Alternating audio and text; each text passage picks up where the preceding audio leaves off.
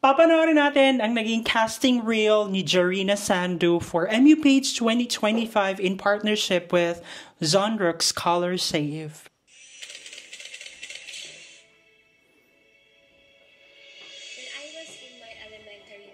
My teacher asked me to pay some school bills and I don't have enough money to pay for those, and my classmates bullied me. And from that moment, I realized that like the sun, like the stars that shine, even in the darkest times, I can also shine and I can overcome these challenges.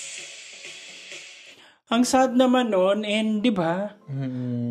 Very relatable yung kanyang kwento and very personal na alam mo yun, nangyayari sa mga maraming kabataan dati. Yes, I've experienced that. Really? Wow. Because before, studying in a private school. Ay, wow. Di ba, pag private school ka, yung mga klase mo, syempre mga anak ng mayor, mga ganyan, mga politician, mga business people. So, ako, hamak na magtitinda lang sa elementary school yung nanay ko. So, nakaka-relate ako doon. And I felt sad. I felt bad. At some point, I'm proud na parang na-overcome niya yung ganong experience and it's really relatable. Ang sweet niya. Ang sweet pala ng speaking voice niya, diba? Very friendly and very authentic nga yung kwento niya. Tapos, ikaw lang ba? Siyempre ako din. Hindi college days. Almost na may field trip kami tapos hindi ako makakapunta kasi wala akong pera. Wala akong panggastos. Kasama sa grade yun. Sabi nung teacher ko, sige, bayaran ko yung half.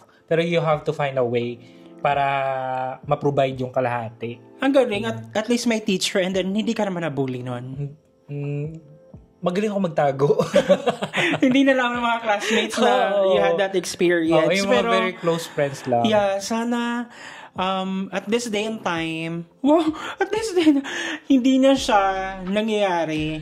Like, we wish na everyone will be parang responsible, be careful about how we treat other people na less fortunate, ganyan.